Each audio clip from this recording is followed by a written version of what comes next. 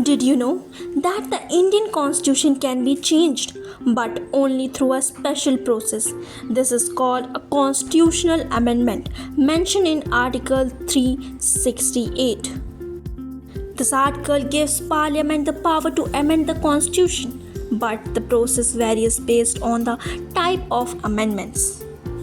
The first type is a simple majority amendment.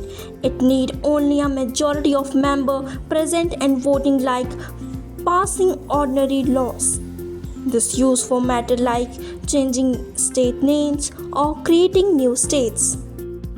The second type is the special majority amendment. It required two-thirds majority of member present in voting plus a majority of total strength of the House. Most constitutional changes fell under this. The third type is when, along with special majority, at least half of the state must approve the amendment. This is needed when the amendment affects the federal structure, like the power of the Supreme Court or President. So, there are three types: simple, special, and special with state ratification. Together, they keep our constitution strong yet flexible. Equality is the soul of democracy. That's why Indian constitution begins fundamental right with right to equality. It is given from Article 14 to 18 in the constitution. Let's break it down quickly. Article 14, equality before law. Everyone is equal in the eyes of law. No one is above it. Article 15, no discrimination on religion, race, caste, sex, or place of birth. Article 16, equal opportunity in public jobs for every citizen. Article 17, abolish of untouchability, a historical move for equality.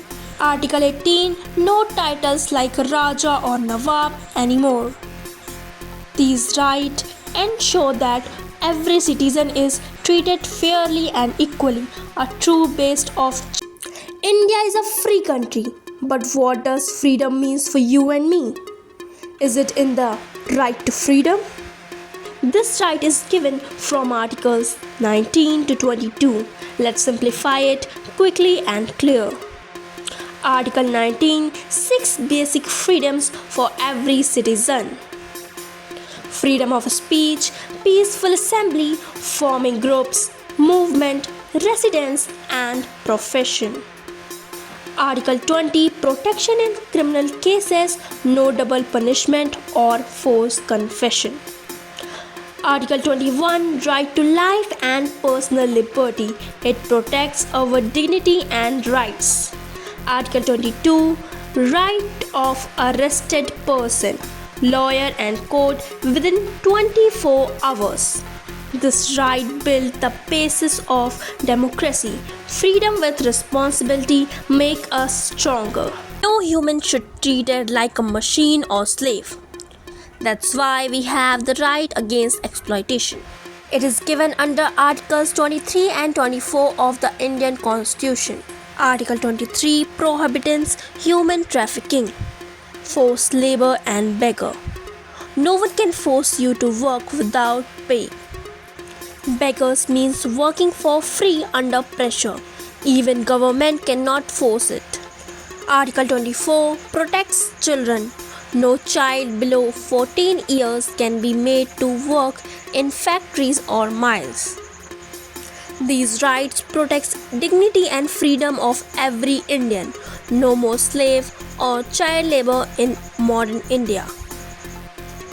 Can you follow any religion in India? Yes, it guaranteed under Article Right to Freedom of Religion. This right is given under Articles 25 to 28 of the Indian Constitution. Article 25, freedom of practice, profess and propagate any religion. But it is subject to public order, morality and health. Article 26, every religious group can be managed its own religion affair. Article 27, no text can be used to promote any religion. Article 28, no religious teaching in government schools. India respects all religion equally. That's the spirit of our circular constitution. Follow political science. Can a minority community protect its language, culture, and school in India? Yes, through right to culture and education rights. These rights are given under Article 29 and 30 of the Indian Constitution. Article 29.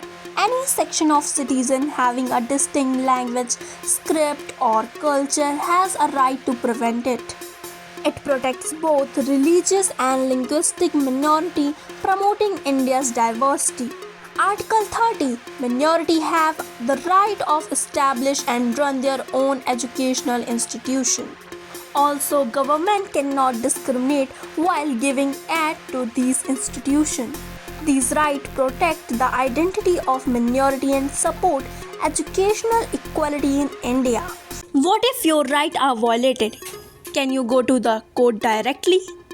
Yes, that is the right to constitutional remedies. These rights are given under Article 32.